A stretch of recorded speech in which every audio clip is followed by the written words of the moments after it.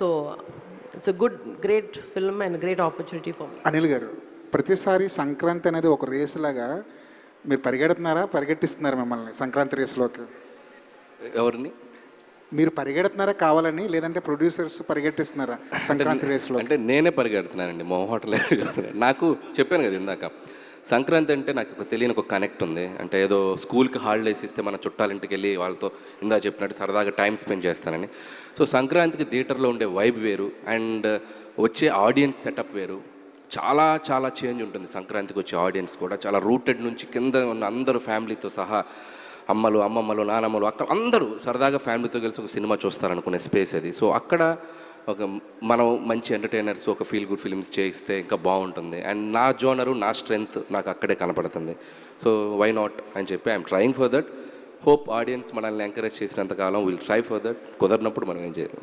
అనిల్ గారు, సార్ అనిల్ గారు, నిశాంత్ గారు, ఇందాక డైలాగ్ ఒక నెల రోజులు సాగు కొడతానన్నారు. ఇది అయిపోయాక ఓకే, నెల రోజులు సాగు కొడతానన్నారు, కానీ మీ నెల రోజులు ఏంటంటే కొంచెం సరదాగా ఉంటుంది. మిగిలిన ప్రమోషన్స్ కొంచెం సీరియస్గా ఉంటాయి. మీరైతే ఇలా కూర్చోబెట్టి ఏదో కాస్త సరదాగా ఆడిస్తూ ఉంటారు.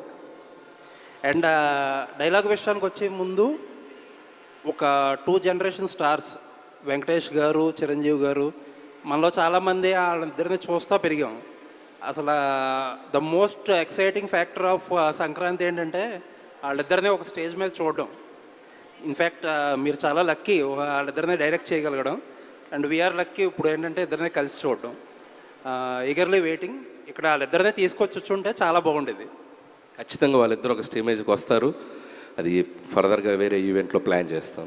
అండ్ డైలాగ్స్ విషయానికి వస్తే చిరంజీవి గారు డైలాగ్స్ చెప్పడం చాలా కష్టం. ఎందుకంటే చాలామంది చాలా పెద్ద డైలాగులతో చాలా ఇంప్రెసివ్గా మాట్లాడతారు, కానీ చిరంజీవి గారు బ్యూటీ ఏంటంటే చాలా చిన్న డైలాగ్స్ ఉంటాయి.